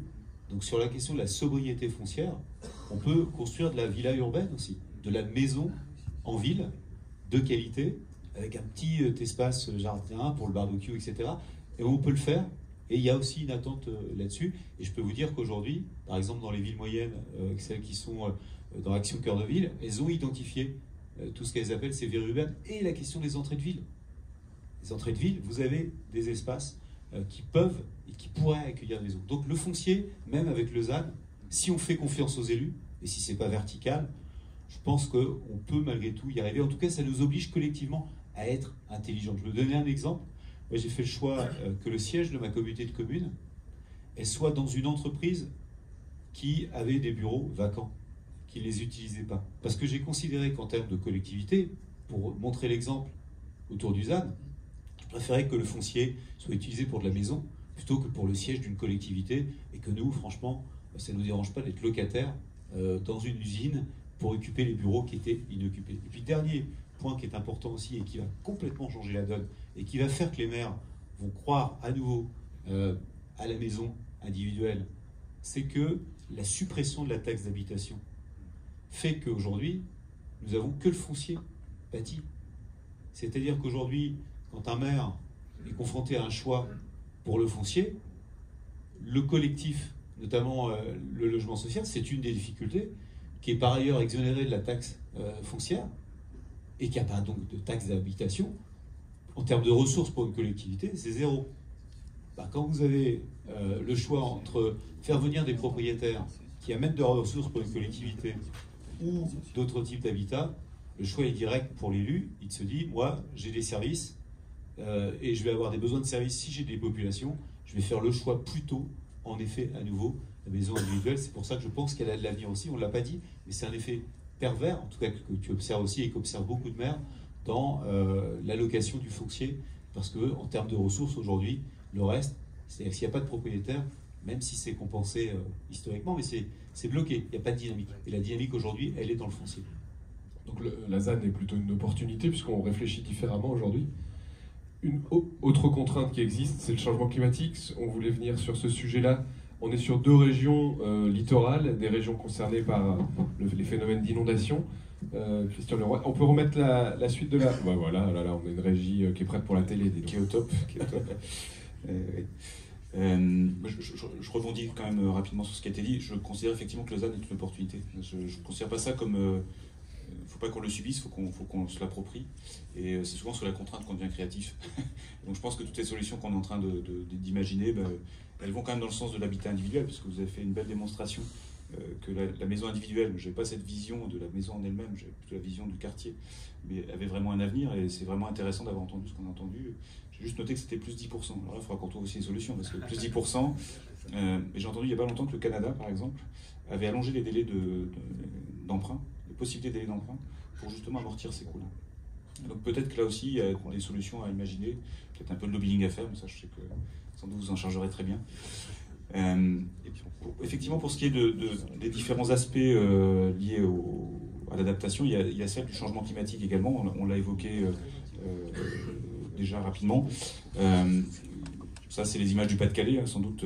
J'espère que vous les avez oubliées d'ailleurs, parce que c'est quelque chose qu'on a vraiment pris sur la tête, c'est le cas de le dire. 350 mm d'eau en 15 jours début novembre, et un peu moins en janvier, mais avec les mêmes effets finalement, puisqu'on avait des sols très humides. Ça engendrait des conséquences très fortes sur le territoire, en particulier en termes d'intempéries. C'est peut-être un sujet qui vous concerne aussi, mais les journées d'intempéries pour les entreprises du BTP chez nous ont augmenté de 84%. Entre 2022 et 2023. Donc, y compris en termes de rentabilité des entreprises, avec cette question du changement climatique, elle est quand même essentielle. Et on peut se demander si l'activité du BTP, mais en particulier du TP, ne va pas devenir de plus en plus saisonnière, puisque ce sont des entreprises qui sont toujours à l'extérieur. Et au-delà de l'impact que ça peut avoir sur les équipes des entreprises, cette question du changement climatique, elle se joue aussi à ce niveau-là. On a essayé de comprendre ce qui nous était arrivé. Là, on parle beaucoup d'inondations. On a essayé de comprendre ce qui nous est arrivé, et en échangeant avec des météorologues de Météo France, l'une des raisons, on sait qu'évidemment le changement climatique est lié à l'émission de gaz à effet de serre. On voit que la pente d'émission, elle s'est fortement accélérée ces dernières années. Le changement climatique, c'est quelque chose qui existe depuis tout le temps en fond de tableau, il n'y a pas de débat là-dessus. Certains disent ça a toujours existé, c'est vrai, sauf que ça s'est accéléré fortement depuis la révolution industrielle, depuis le 19e siècle, où on a eu un phénomène d'augmentation des émissions de gaz à effet de serre qui était énorme, et au travers de ça, effectivement, une augmentation des températures moyennes. On est à plus 1,2 degré maintenant à l'échelle de la planète en termes d'évolution de température. Ça a des effets directs, par exemple, sur la température des océans, et quand on a échangé avec les météorologues pour essayer de comprendre ce qui était arrivé dans le Pas-de-Calais, vous expliquez que la Manche avait pris plus 2 degrés. Et 2 degrés, ça veut dire plus d'évapotranspiration. Plus d'évapotranspiration, ça veut dire plus d'eau dans l'atmosphère, et plus d'eau qui vient se cogner, parce que contrairement à ce qu'on croit, le Pas-de-Calais est un territoire où il y a un peu de relief. Et dès lors qu'on arrive sur les reliefs, on a eu la douche, on a subi cette douche en novembre et en janvier. Le constat que vous pouvez faire aussi, c'est que le réchauffement de la Manche, il n'est pas que sur la Manche, il est sur l'océan au sens large, sur l'océan Atlantique, et que sans doute ce phénomène, il peut se reproduire ailleurs. On est assez proche finalement de ce qu'on a subi des pluies cévénoles, sauf que les Cévennes sont plus habitués que nous à ce genre de phénomène, et que nous, on n'est pas encore tout à fait adaptés à ce genre de situation. Donc c'est un vrai sujet qui pour le coup ne concerne pas que le Pas-de-Calais, mais qui concerne évidemment tout le territoire, la planète. Mais là, ce sujet-là, il peut se produire n'importe où. Le changement climatique, c'est pas que des questions d'hydraulique, c'est aussi des questions de tempêtes, c'est aussi des questions de vagues de chaleur, c'est aussi des questions de nuits tropicales. On annonce par exemple sur les Hauts-de-France, en moyenne, dans les prospectives, à peu près 4 nuits tropicales par an, en moyenne. Une nuit tropicale, c'est quand il fait plus de 21 degrés la nuit. Et donc, il faut aussi que finalement, nos habitats s'adaptent à cette situation-là, à des événements climatiques qui finalement vont s'exacerber. C'est-à-dire qu'on va avoir des événements de plus en plus violents. On sait que les pluies, par exemple, il y aura moins de pluie au niveau annuel. Enfin, en tout cas, c'est des prospectives. Hein. Quand je dis on sait, on imagine que, les modèles disent que. Les modèles, on peut les faire tourner souvent. Nous, la seule difficulté, c'est qu'on n'a qu'une seule chance. On ne peut pas se tromper, parce que le modèle, on fera tourner qu'une seule fois. Et en fonction des choix qu'on fait aujourd'hui, on ne sait pas bien où on va atterrir. En tout cas, on sait que si on ne fait rien, les choses ne feront que s'amplifier, et sans doute avec quelques drames en plus. Donc il faut vraiment, cette question d'adaptation est essentielle. Et donc, moins de pluie à l'année, mais des événements plus violents. Et donc, On dit que ces événements vont s'exacerber, c'est vraiment ça, et je pense qu'il y a une vraie question d'habitat individuel, du logement au sens large, tout ça. Il faut qu'on soit prêt à affronter des tempêtes, prêt à affronter des inondations, prêt à affronter des vagues de chaleur. Et je pense que ça, c'est vraiment un enjeu majeur aussi du futur de nos habitants, du futur de nos habitats, d'être en capacité de répondre à ces questions-là. Si vous êtes en capacité finalement d'exprimer que vos logements sont prévus pour répondre à ces questions, je pense que c'est aussi un élément d'attractivité des logements, et c'est quand même un enjeu essentiel.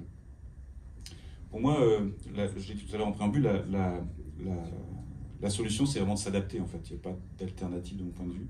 S'adapter, ça a toujours été une question historique. Il a toujours fallu s'adapter à tout, mais sans doute encore un peu plus en ce moment, parce qu'on a quand même le sentiment que les choses s'accélèrent.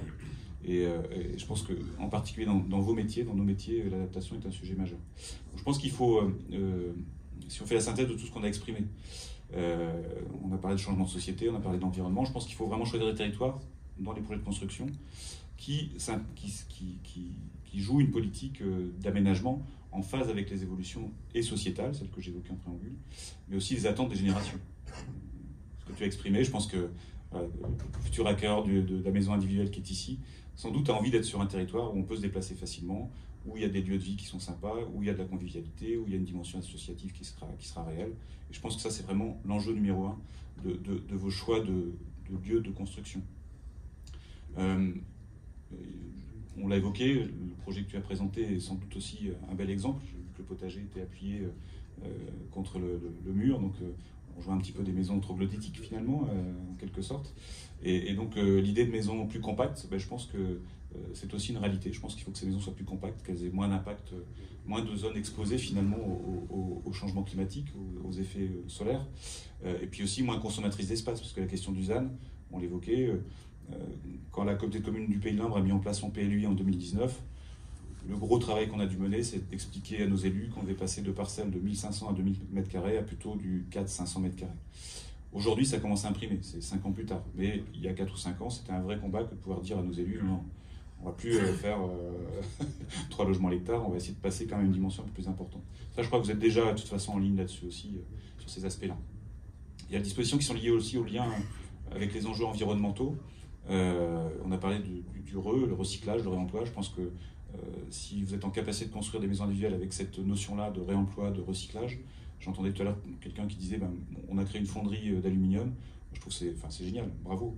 On est dans l'économie circulaire, on réemploie, on va réutiliser des matériaux pour les vitres, etc. Je crois que c'est vraiment le bon schéma qui est mis en place. La perméabilité, c'est évidemment en rapport avec l'artificialisation des sols, c'est en rapport aussi avec la question du ruissellement et donc des inondations. Il y a un véritable enjeu aussi là-dessus. Il y a aussi le paysage et la biodiversité. Dans les photos que j'ai vues, que je vous ai montrées, la seconde, il y avait vraiment une absence totale de paysage, absence totale d'intégration au lieu de construction. Ça, je pense que c'est vraiment un enjeu majeur. C'est-à-dire que si vous voulez que les élus, en gros les élites qu'évoquait tout à l'heure le collègue, acceptent finalement la maison individuelle, il faut redorer l'image de cette maison individuelle, il faut redorer l'image des opérations que nous réalisons. Je parle là en collectif, c'est à la fois élus, territoire et puis constructeurs. Il faut vraiment monter en qualité, monter en gamme. Et souvent la montée en gamme, elle se fait par des petites choses, c'est pas forcément très coûteux. C'est avoir un traitement paysager. On sait que le paysage, ça coûte un peu cher en entretien, mais il y a aussi des solutions pour que il y ait une vraie dimension biodiversité et paysage dans les aménagements qu'on fait. Je pense que c'est aussi un travail de paysagiste, en fait, cette question de la construction.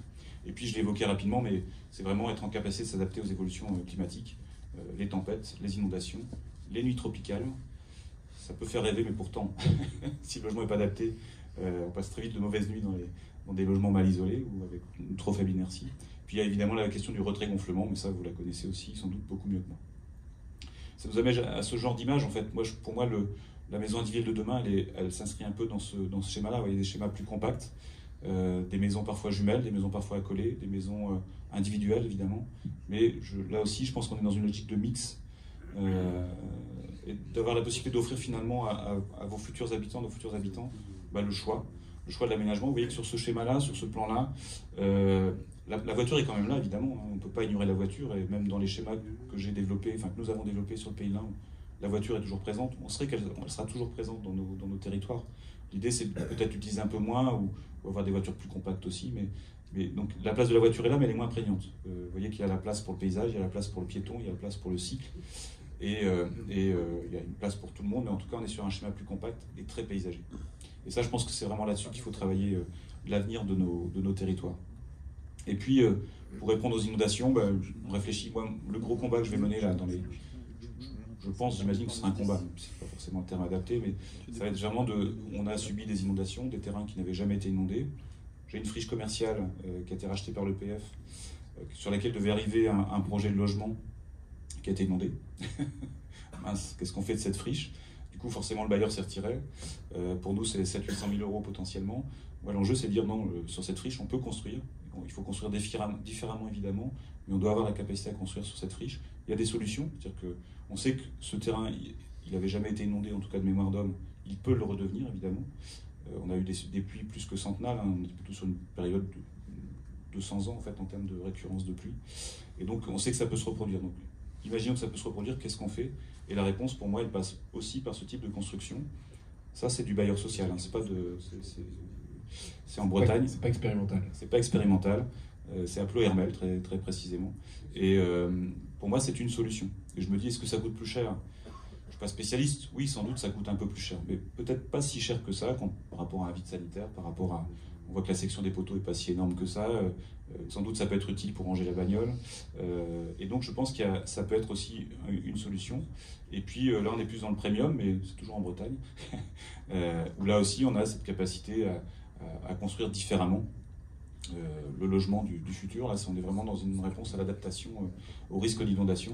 Et ce sont les photos que je montrerai au service de l'État pour dire que oui, il peut y avoir PPRI, mais PPRI ne veut pas dire inconstructibilité. Par contre, ce sur quoi on doit travailler, c'est aussi la mémoire du risque, parce qu'on a une capacité à oublier les événements qui est exceptionnelle, qui est assez impressionnante. Et donc, je suis sûr que dans un an ou deux, quand on dira que tel terrain était inondé, les gens l'auront oublié, c'est ça. Voilà ce que je voulais préciser simplement par rapport à cette question du changement climatique et pour conclure. Qui est très important dans les débats et dans les réflexions qu'on mène quand on se rend au challenge de l'habitat innovant organisé par le Pôle Habitat, qui a lieu tous les ans, que vous ne connaissez peut-être pas. On est sur ces sujets qui sont aujourd'hui à l'état de réflexion pour la plupart, et on a bien compris aujourd'hui qu'il fallait accélérer ces réflexions.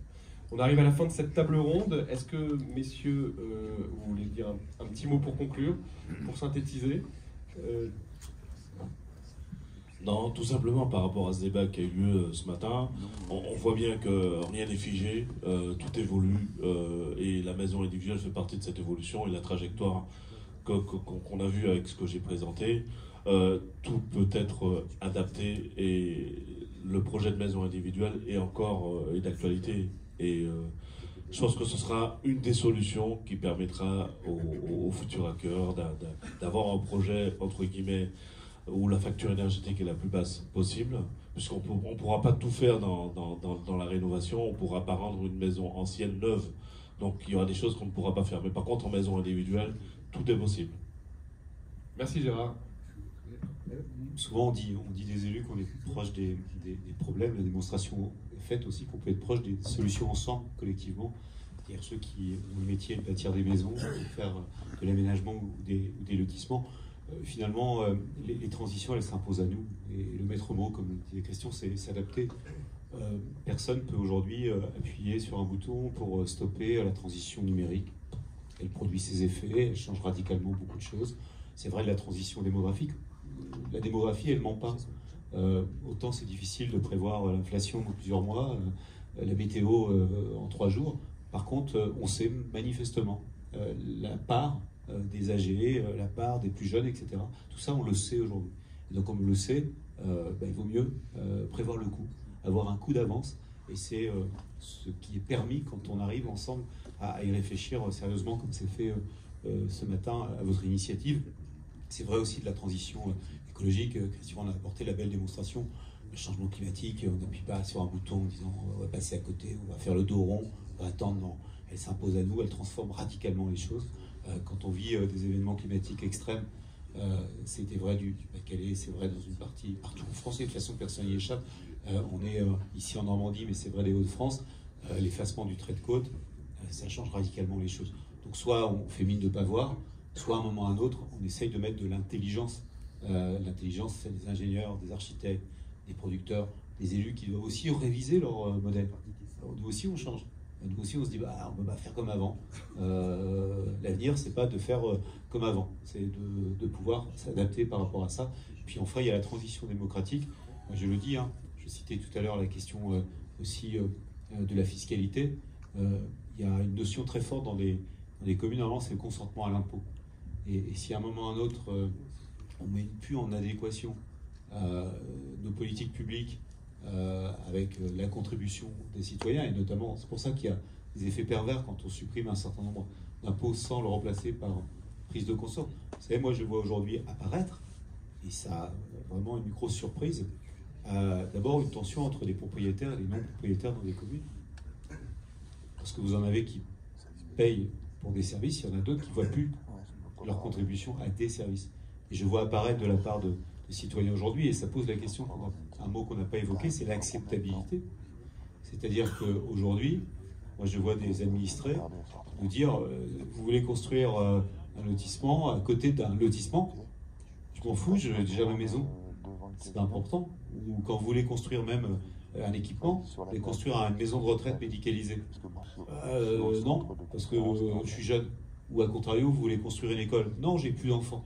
C'est-à-dire qu'il n'y a plus de consentement à l'impôt, et ça pèse sur l'acceptabilité. Ma grande surprise sur les lotissements, Philippe le sait dans notre région, même la construction d'un lotissement aujourd'hui, et vous le savez aussi dans cette salle sans doute, soulève des oppositions.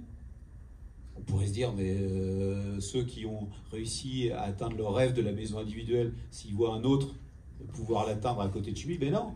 On nous dit la voiture, circulation supplémentaire, le bruit, machin, etc. Donc on a aussi cet enjeu du consentement et donc de l'acceptabilité qui est commun. Et là-dessus, on n'a pas encore de solution, sérieusement. Quand on voit les projets que vous avez montrés, avec plus de biodiversité, plus d'espaces verts, plus d'espace, plus d'intimité, peut-être que ça pourra emmener plus de consentement, parce qu'on verra le produit différemment, parce qu'on verra un lotissement différemment. Quand on revient à la première image, la deuxième image que vous avez montrée, je comprends qu'on puisse ne pas accepter ça dans son voyage. Oui, mais en même temps, on le voit bien aujourd'hui dans le traitement des lotissements, que ce soit le traitement avec les aménagements, etc. On a quand même aujourd'hui du qualitatif. Il faut quand même regarder les choses. Et même, on parlait tout à l'heure des zones commerciales. Les nouvelles générations de zones commerciales intègrent ces dimensions-là. Après, ce qui est important, ce que tu disais aussi fort justement, c'est que il faut la place des vélos. Il faut aussi imaginer le traitement des déchets. Il faut imaginer des espaces adaptés, etc. Moi, je crois que c'est possible. Enfin, je suis assez optimiste là-dessus. Parce que chacun l'a compris, cette exigence qui peut être portée, ce qualitatif. Il y a la notion aussi, tu l'as suggéré tout à l'heure, qui est importante de service aussi. Parce qu'en même temps, ce qu'il faut intégrer tout de suite, c'est de permettre aujourd'hui à ces personnes qui viennent vivre dans des lotissements pavillonnaires de ne pas être trop éloignés d'un certain nombre de services. Parce qu'à la fois, ils ne veulent pas être en centre-bourg ou dans le centre-ville, mais en même temps, ils vous disent très vite, on se sent abandonné, il n'y a rien chez nous. En fait, ils ne veulent pas habiter dans le centre-bourg, au centre-ville, parce qu'ils considèrent que ça génère malgré tout un certain nombre de nuisances supposées, enfin, en tout cas ou réelles, de circulation, etc. Et en même temps, ils disent, oui, mais nous, on n'a pas les commerces. Oui, mais nous, on n'a pas le théâtre qui est au centre-ville, etc. Donc, il faut quand même penser les déplacements, pour le coup, et c'est vraiment quelque chose qui a dit d'entrée de jeu aussi, la question de la mobilité. C'est-à-dire que nous, élus aujourd'hui, on a aussi notre responsabilité qui est la suivante, c'est de prévoir d'entrée de jeu les transports en commun. C'est-à-dire que quand on a une offre, on a une proposition d'aménagement de lotissement, il ne faut pas mettre le bus après, maintenant il faut mettre le bus avant. Et ça change aussi notre capacité à répondre à tous ces enjeux. C'est pour ça qu'il y a ce dialogue compétitif qui existe entre des aménageurs et des élus. Et comme on traverse les mêmes transitions, et qu'on a les mêmes objectifs à la fin, pour un constructeur ou un vendeur, c'est de vendre la maison. Pour nous, c'est qu'à un moment ou un autre, on ne vienne pas nous voir derrière en disant « vous n'avez pas pensé au bus, vous n'avez pas pensé à la proximité de service, mes enfants, ils vont aller où à l'école ?» etc., etc. Donc je pense qu'il y a besoin, en effet, de matcher très très vite sur la vision qu'on a d'aménagement de son territoire. Merci, vous pouvez les applaudir pour ces débats extraordinaires. Vraiment, je me suis régalé moi ce matin, je ne sais pas vous. Si je résume, c'était pas mieux avant, c'est mieux demain. Et la maison individuelle, évidemment, a énormément d'avenir. Je propose qu'on en reparle dans un an au Touquet pour la deuxième interrégionale.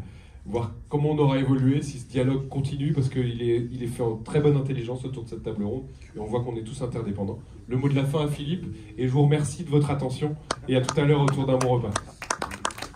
Merci beaucoup. Écoutez, j'espère que vous avez apprécié ces 2 journées. Ce que je retiens, c'est que cette crise, elle a plein d'opportunités. On n'avait pas imaginé, il y a encore quelques mois, de créer une alliance logement où tout le monde réussit à se parler. Donc mobiliser 10 fédérations, c'était quasiment impensable. Et on se rend compte qu'on est tous acteurs et qu'on a tous des intérêts. Donc il y a plein d'opportunités. Les chiffres de Loïc Chapeau hier nous ont montré qu'on est à la veille d'un redémarrage inévitablement, puisqu'on arrive à des chiffres qui sont proches du moment où s'est créée la Fondation Abbé Pierre. Je le rappelle, moins de 8 logements pour 1000 habitants. C'est des chiffres qui ne sont jamais vus. Quand on les a atteints, on sait ce qui s'est passé, Fondation Abbé Pierre, etc. Et puis, j'ai grand plaisir à vous avoir accueillis et je vous remercie vraiment d'avoir accepté de prendre de votre temps. Je sais que votre temps est précieux. Je sais votre temps à vous tous également. On a, pour certains, tendance à se replier en période un peu difficile dans nos entreprises, mais c'est là où on voit également que c'est vraiment important de se rassembler, de trouver des solutions, d'échanger, et le dialogue nous permet de trouver des solutions, et tous ensemble, je suis certain qu'on va trouver des solutions. Donc merci à tous, et j'espère que vous avez passé un très bon séjour, et puis on vous invite à terminer autour d'un petit repas dans la salle à côté. Merci beaucoup.